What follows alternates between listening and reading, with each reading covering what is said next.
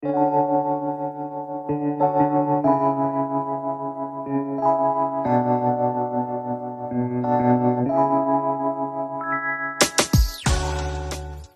guys!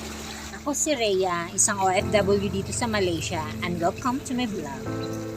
So sa araw na to guys, ay hatid na namin si Uncle sa kanyang huling hantungan. Sad to say na naiiwan natin yung mundo sa hindi inaasahang pagkakataon at panahon. So condolence na lang sa pamilyang naiwan. So iba't iba man yung paniniwala natin, pero pag ganito na talagang mga pangyayari is napakasakit talaga sa buhay. Late upload na to guys dahil sa sobrang kabisihan namin at hindi matapos-tapos na mga dresses namin. So ipapasilip ko sa iyo yung konting lamay nila.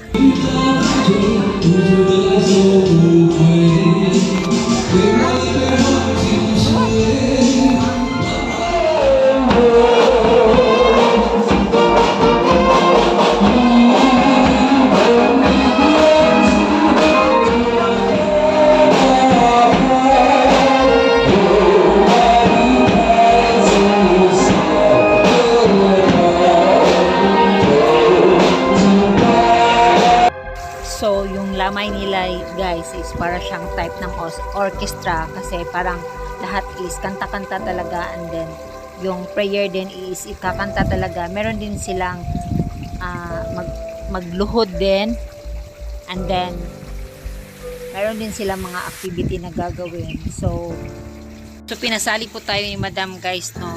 So meron po doong dala-dala pa rin yung joystick nila, yung candle, and then meron ding bridge na lahat kami isa-isang dadaan doon sa bridge, tapos maghuhulog ng coins doon sa tubig, and then meron din kami paikot-ikot din kami isa-isa, tapos iikot namin yung temple nila, paper temple nila, and then maghulog din ng coins doon sa tubig.